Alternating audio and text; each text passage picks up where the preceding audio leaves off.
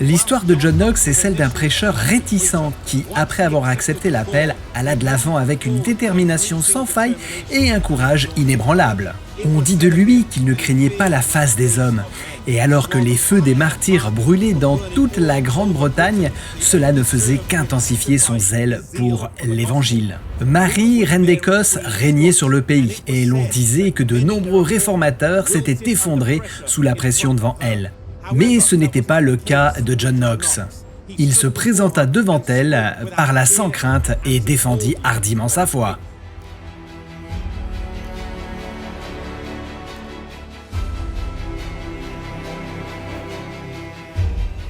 Une fois, il fut amené devant elle ici, au palais de Holyrood à Édimbourg, accusé d'hérésie car elle disait qu'il enseignait au peuple à conserver une religion interdite par l'État.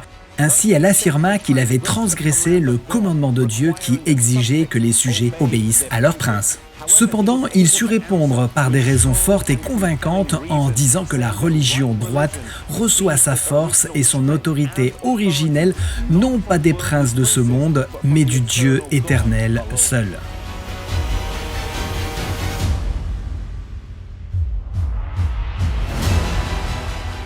Il utilisa ensuite des analogies du passé qui étayèrent fortement son argumentation.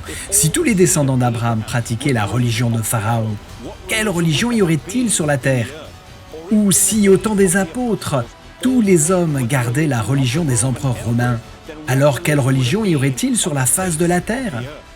Et ainsi, madame, dit-il, vous pouvez percevoir que les sujets ne sont pas liés par la religion de leur prince, bien qu'ils soient tenus de leur obéir.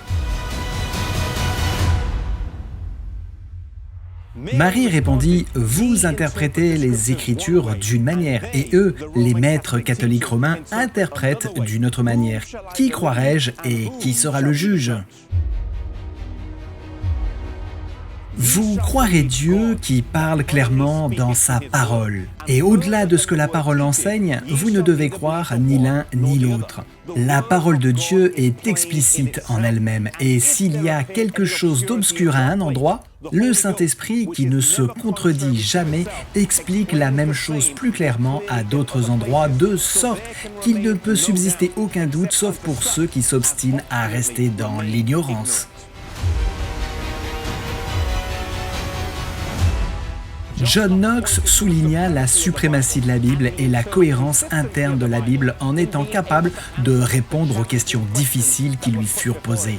Ce sont de telles réponses qui illustrent son audace, mais ce n'est pas seulement son intelligence qui effraya Marie, reine d'Écosse, mais aussi sa vie de prière. Elle aurait dit « Je crains les prières de John Knox, plus que 10 000 hommes armés et prêts pour la guerre. » John Knox commença son ministère en portant une épée à deux mains, suivant son maître George Wishart. Mais à la fin de son ministère, il fut davantage connu pour sa vie de prière.